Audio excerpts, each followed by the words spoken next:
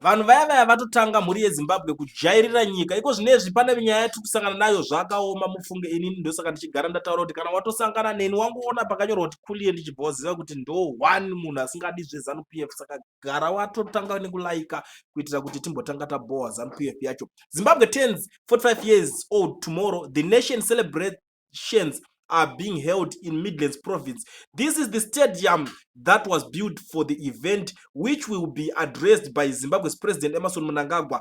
45 years after colonial rule, this is where Zimbabwe is, and its people are expected to celebrate this mediocrity. This is what you get when you cluelessness meets corrupt, a total embarrassment and an insult to the gallant fighters who died to liberate this country. Zimbabwe doesn't have a single stadium certified for international matches.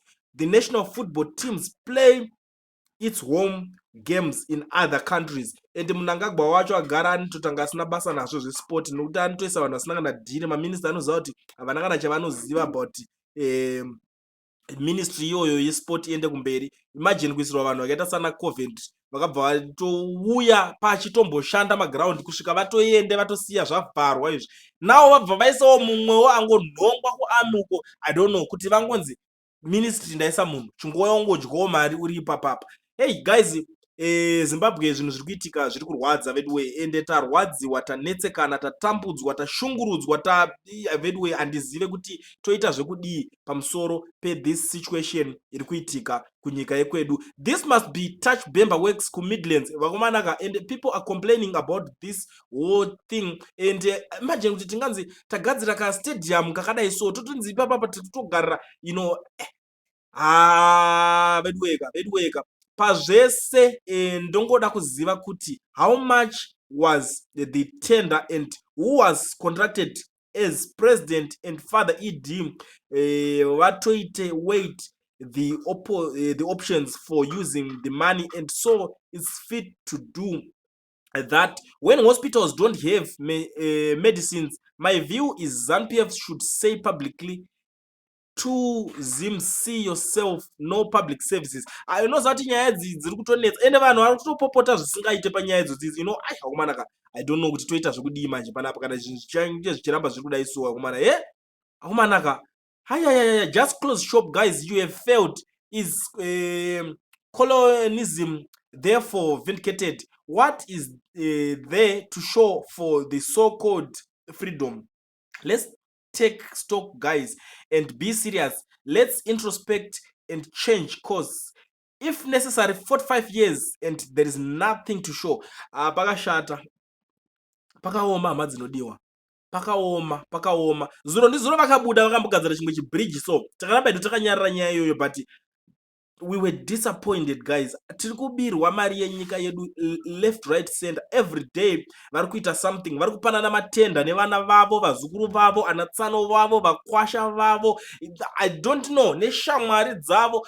Ndo vanhu vari kurarama chitongori chitimu chidynasty chavo chavari kuningirira. Imagine that bridge, kabridge kakabuda kaya kachinzi kakashandiswa $950. Inini ndakakatarisa kabridge kaya with only 100,000 kanovakika zvakatonaka kakapera, because hapana chinoshamisira ndakazvitarisa kunzi 950 vakatozonyara kungowedzera kanga 50,000 kuti ipinde mu$1 million. Unoshaya kuti chii chakaiswa chinodhura ipapapo, nekuti ndakakatarisa kabridge kako kanga katorika like zvakangofanira kunzi pavakwa ka 3 rooms, ka 3 roomed house, aimbokoste mari yekusvika kwese ikoko. And Varakashi and other guys vakauya vakatraya kuda kunodefenda this whole thing yekubiwa kuri kuitwa zvinhu. Ndosaka pachizonzi panozobviswa mapresident iwaya kana kuti akazonzi abatwa kana kuti asungwa aitwa sei, vaimudefenda vacho they must be arrested as well, because ndo vanenge vachimusimbisa vachitaura kuti zvinhu izvozvo zviri kuitwa zviri right. So it simply means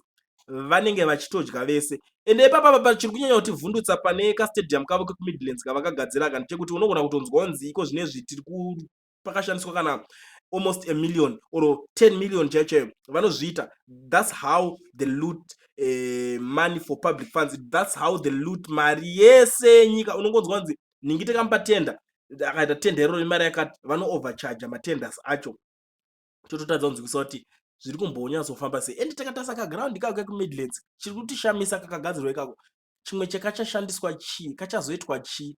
Shosha kuita mahumbwe vanangagwa kupinda kuti ndiri kuda kunoita president kuti vatinyadzise vatisekese senyika kudai so shuwa mudharaunda. Ndosaka vanhu vachitaura kuti muZimbabwe hamuna president, zvakangofanana nekuti tonzi mune transport system here muZimbabwe tichitaura mushikashika ndotinongora kuti hakuna, zvakangofanana, just that's the same. Mupresident's office mungori nevanhu vari kuita zvemushikashika vari imomo, ndo zvinhu zvinenge zviripo zvikutoitika. Zimbabwe is representing the ordinary 45-year-old Zimbabwean under Mnangagwa and Zvigananda, worn out clothing, unemployment, no access to proper health care facilities. Yebhedhe Zimbabwe, it shall be well. Mumwe ari kubudawo ari kutaura kuti zvichanaka, zvichaita right. Asi Zvigananda ndo zviri kucelebrate independence. I still remember mudhara Bombshell Geza vachitaura kuti zvoni isusu hatingaendere kuhondo kuti tiri kuda kunorwira iwewe mbana tagwirei, tanga tisiri kunyatsonzwisa kuti chii chainyatsoitika, but now zvakuita zvichiuya every day, zvakuita zvichitivhura meso edu every day. Who is being given these contracts to build stadiums? To be honest, let's accept that Zimbabwe does not have the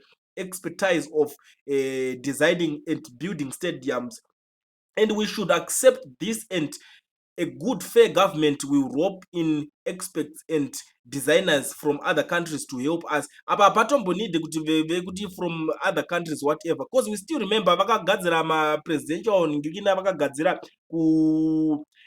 kumount upden uko parliament zvichinzi aya mapresidential villas ndo vanenge achirarwa nemapresident vanenge vachiuya kusadhaki tikuisa target tichazoisa pakaiswa vanhu vekunze kwenyika vakatadza kumapedza. Up to now vakatonyarara, imari yakangogumira parodhi yakatambiswa. Takabvunza kuti zvese zvamaita luxury dzese dzamaifurirana muchida kuita idzi zvaida kuzodii mangwana, zvichazoshandiswa chii chimwe chazvichabenefita Zimbabwe? Yes, of course makagadzira makagona, but Zimbabwe ichabenefita chii? Up to now hapana chakapera, hakuna chakafamba, ende tichiritori nezvimudhuri zvakagumira paroad yatolos, because zvichapedzera zvatanga kusakara, zvatanga kutsemuka zviri ipapo. Nyika dzekunze dzakauya dzikaita dzacho dzikadesigna whatever, but hatina chatakaona chakazobudirira. Zim democracy will celebrate 45 years of decrease, but you only have 2 democratically elected presidents. No man Africa lead down by its own leadership.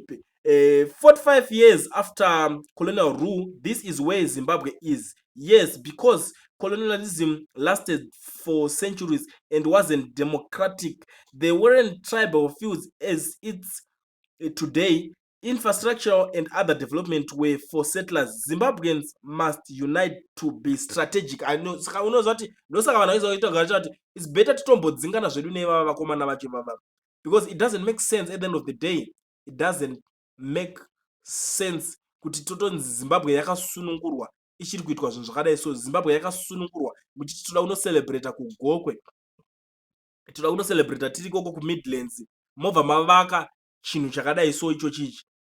Zvinotinyadzisa, zvinotisekesa senyika. Imagine ponzi Zimbabwe ona ikwe yakacelebrate independence. Sometimes totoona kuti pfungwa dzavamugabe dzairizina pakungoti vaingoti handei kunational sports stadium, vanhu ngavaende vanotorwa kwavari ikoko nemabhazi tiende tunoita munational sports stadium. Zvakanga zvisinganyadzise because celebration yaingoitika panhu pakarongeka, zvotoitika zvakadaro zvobva zvotopera zvakadaro, than kuti munototanga mawesta mamillions of dollars muchigadzira nezvimastructures zvisina kana nebasa rese. Imagine nguva yese havazvifungere kuti kuko kunana gokwe kunodawo mastadiums. Nguva yese havazvifungere kuti kuese nzvimbo dzese dzinoda kuti dzigadzirwe dzichidevelopwa dzichipuwa development yakanaka. Havana kana basa nazvo zvisezvo. Chavangori nebasa nazvo ndechengoti ivo vapanane matenda, hama neshamwari nevaning'ina nevakadzi veshamwari nanatsanu wavo vawane matenda vadye mari. That's all. Tikazotasa development yacho inenge yakaitwa toyoga kuti chii chakanyatsoitwa, chii chakanyatsodevelopwa, hatina chine musoro chatinowana ipapo. Ndosaka tichigara tichitaura kuti pasi neZanuPF hama dzadiwa, kana uchiziva kuti iwo unofarira ZanuPF zvava zvekumba kwenyu, hamene kuti munenge muchida chii, kana kuti muchida kuzowana chii pamusoro pazvo. So tell me what you think in the comment section panyaya iyoyi. Ndangondiwe nepo ndichingokuonesai because ipapa tiri pama1 as a country, kana zvacho zviri kudai so ndo matenders acho, ndo nyaya dziri kuitika, ndo nyaya dziri kutenderera hama dzangu. Saka garai mandiudza kana muchinge masvika panapa iri first time yenyu, chatoo chikumbiro, garai masubscriber mojoina this channel. tichoramba tichikupai nyaya dzese dzinenge dzichiitika ende tichafumura one by one kusvika manyatsonzwisisa kuti zvinhu zviri kubva nekupi zvichienda nekupi.